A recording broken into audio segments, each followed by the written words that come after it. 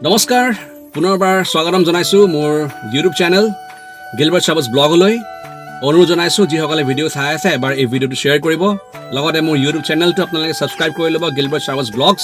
লগতে ফেচবুক পেজটো আপোনালোকে ফলো কৰি ল'ব লাইক কৰি ল'ব আহক তেনেহলে মই আজি এটা সৰু কাহিনীৰ পৰা মই আৰম্ভ কৰিবলৈ বিচাৰিছো সৰু এটা কাহিনী মই আপোনালোকক কম এই কাহিনীটোৰ যোগেদি মই আপোনালোকক আজি মোটিভেট কৰিবলৈ বিচাৰিছো আপোনালোকক উৎসাহ দিবলৈ বিচাৰিছো আমাৰ জীৱনত নানান প্ৰকাৰৰ আমাৰ সমস্যাবিলাক আহে আমি বহুতৰ কথাত আমি হাৰ্ট হৈ যাওঁ বা আমি নিৰাশ হৈ যাওঁ আমি ডিমোটিভেট হৈ যাওঁ আমি লো ফিল কৰোঁ এই কাহিনীটো মই যিটো ক'বলৈ গৈ আছো এই কাহিনীটোৰ পৰা মই আশা কৰিছো আপুনি মোটিভেট হ'ব আপুনি উৎসাহ পাব নিজৰ কামত আগবাঢ়িবলৈ কাৰণে তেনেহলে আহক আজি মোৰ এই ভিডিঅ'টো আৰম্ভ কৰোঁ তো কাহিনীটো এনে ধৰণৰ যে এটা ল'ৰা আছিলে সেই ল'ৰাজনে এটা কোম্পানীত চাকৰি কৰিছিল আৰু সেই ল'ৰাজন যেতিয়াই অফিচলৈ যায় তেতিয়া তেওঁ গৈ দেখে যে তেওঁ যিমান বন্ধুবৰ্গবিলাক আছে যিমান কলিগবিলাক আছে সেই ল'ৰাজনৰ বিষয়ে ঠাট্টা মাৰে বেয়াকৈ কথা পাতি থাকে তেওঁৰ কথা নেগেটিভ কথাবিলাক তেওঁলোকে গছিপিং কৰি থাকে ইজনে সিজনৰ লগত আৰু এই ল'ৰাজনে সদায় জানে যে তেওঁ যেতিয়াই অফিচত সোমায় তেতিয়াই মোৰ কথা মোৰ বন্ধুবৰ্গবিলাকে বেয়াকৈ পাতে আৰু এই ল'ৰাজনে যেতিয়াই শুনে তেওঁ খুব নিৰাশ হৈ পৰে আৰু মনটো ভাঙি যায় আৰু তেতিয়া তেওঁ সিদ্ধান্ত লৈ পেলালে যে এই চাকৰিটোৰ পৰা তেওঁ ৰিজাইন কৰিব তাৰ পাছত এদিনাখন তেওঁ নিজৰ বছৰ ওচৰলৈ গ'ল মালিকৰ ওচৰত গৈ তেওঁ ক'লে যে ছাৰ মই আৰু এই চাকৰিটো কৰিব নোৱাৰিম এই চাকৰিটো মই এৰিবলৈ বিচাৰিছোঁ এয়া লওক মোৰ ৰেজিগনেশ্যন লেটাৰ মই লিখি দিলোঁ চহী কৰি দিলোঁ আপুনি গ্ৰাণ্ট কৰক আপুনি একচেপ্ট কৰক আৰু তাৰপিছতে মালিকে তেওঁক সুধিলে যে কি হ'ল তুমি চাকৰিটো কিয় এৰিবলৈ বিচাৰিছা কাৰণটো কি মোক তুমি কোৱা তেতিয়া সেই ল'ৰাজনে খুব দুখত আৰু খুব ভাঙি খুব চকু পানীৰে তেওঁ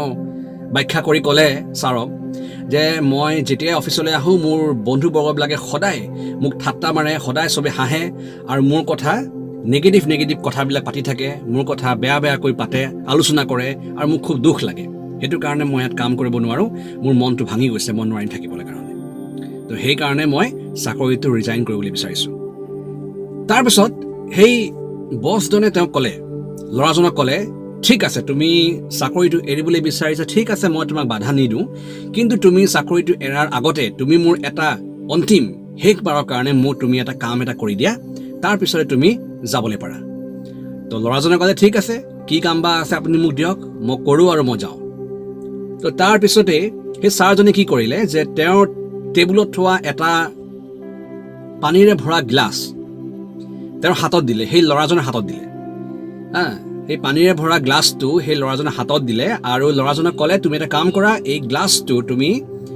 হাতত লৈ তুমি গোটেই অফিচটোৰ এক চক্কৰ তুমি ঘূৰি আহা আৰু কিন্তু তুমি সাৱধান হ'বা যে তুমি যিহেতুকে তুমি গোটেই অফিচটো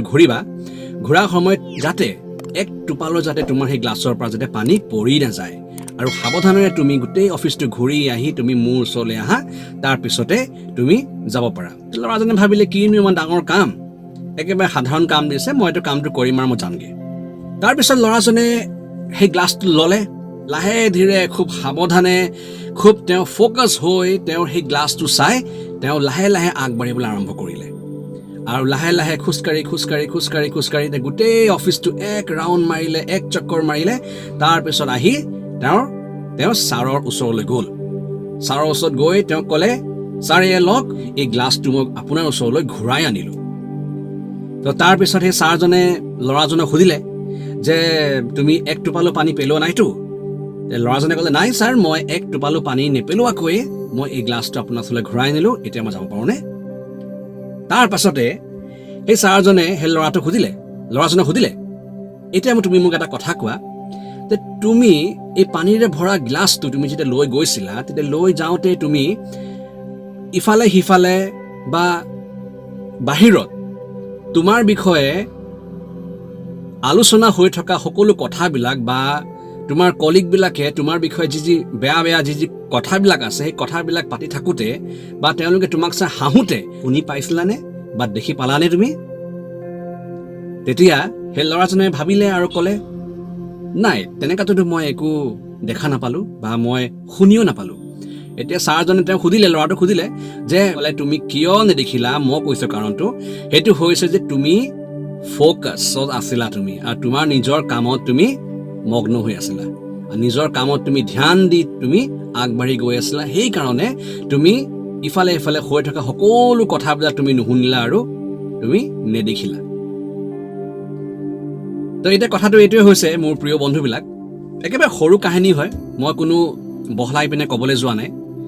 জাষ্ট মই এটা এক্সাম্পল দিবলৈ বিচাৰিছোঁ আৰু আপোনালোকক মই মটিভেট কৰিবলৈ বিচাৰিছোঁ এই সৰু কাহিনীটোৰ পৰা। হয়তো মই কওঁতে কিবা ভুল হ'বও পাৰে, যদি ভুল হৈছে আপোনালোকে ক্ষমা কৰিব আৰু মোক শুধৰাই দিব বুলি মই আশা ৰাখিলোঁ। এতিয়া আমি ইয়াৰ পৰা যিটো মৰেলিটি, যিটো আমি এটা সৰু জ্ঞান পাওঁ, সেইটো হৈছে যে আমাৰ জীৱনত নানান প্ৰকাৰৰ আমাৰ সমস্যাবিলাক আহে আৰু বিভিন্ন ধৰণৰ কথাবিলাক আছে যিবিলাক আমাৰ সমাজে ধৰি লওক আপোনাক ঠাট্টা মাৰিব পাৰে, আপোনাক হাঁহিব পাৰে, বহু লোকে আপোনাৰ কথা বেয়াকৈ গছিপিংবিলাক কৰিব পাৰে, যিবিলাক আপুনি দেখি আছে সদায়, আৰু আপুনি সদায় সেইবিলাক কথা শুনি শুনি আপুনি ডিম'টিভেট হৈ যায়, আপুনি নিৰাশ হৈ যায়। কিন্তু মই প্ৰিয়বিলাক মই ক'বলৈ বিচাৰিছোঁ, আমি যদি নিজৰ কামত যদি আমি ধ্যান দিওঁ, আমি যদি আমাৰ নিজৰ কথাবিলাকত নিজৰ কামত যদি আমি ফ'কাছ কৰি যেতিয়া আগবাঢ়ি যাওঁ, যিকোনো কাম হ'ব পাৰে, আমাৰ পঢ়া লিখা হ'ব পাৰে, অফিচৰ কাম হ'ব পাৰে, ঘৰৰ কাম হ'ব পাৰে, য'ৰে কাম নহওক লাগিলে, আমাৰ নিজৰ পাৰ্চনেল কাম হ'ব পাৰে, প্ৰতিটো ক্ষণত প্ৰতিটো কামত যদি আমি মন দি এক ধ্যানেৰে যদি আমি সম্পূৰ্ণ কৰিব চেষ্টা কৰোঁ কামবিলাক, তেনেহ'লে কোনো বাধাই আপোনাক বা মোক ৰখাব নোৱাৰে, ডিম'টিভেট কৰিব নোৱাৰে। যেতিয়া আপুনি ফ'কাছ হৈ যেতিয়া কিবা এটা কাম কৰিব, তেতিয়া আপোনাৰ ওচৰে পাজৰে হৈ থকা প্ৰত্যেকটো বেয়া বস্তুবিলাকে আপোনাক আমনি কৰিব নোৱাৰে, আপোনাক ডিষ্টাৰ্ব দিব নোৱাৰে, আপোনাক ডিষ্ট্ৰেক্ট কৰিব নোৱাৰেগৈ। তেতিয়া চাব আপুনি প্ৰতিটো কামেই সুন্দৰকৈ কৰি যাবলৈ পাৰিব আৰু আপুনি কেতিয়াও জীৱনত নিৰাশাটো আপোনাৰ জীৱনত নাহিব, আপুনি ডিম'টিভেট নহ'ব। তেতিয়া এই সৰু কাহিনী মই ক'লোঁ, যদি কোৱাত কিবা ভুল হ'ল তেনেহ'লে ক্ষমা কৰিব আৰু আশা ৰাখিছোঁ এই ভিডিঅ'টো আপোনালোকে এবাৰ শ্বেয়াৰ কৰি দিব। তো পুনৰবাৰ লগ হ'ম নতুন এটা ভিডিঅ', নতুন টপিক লৈ। এইবাৰলৈ এৰিছোঁ। জয় আই অসম।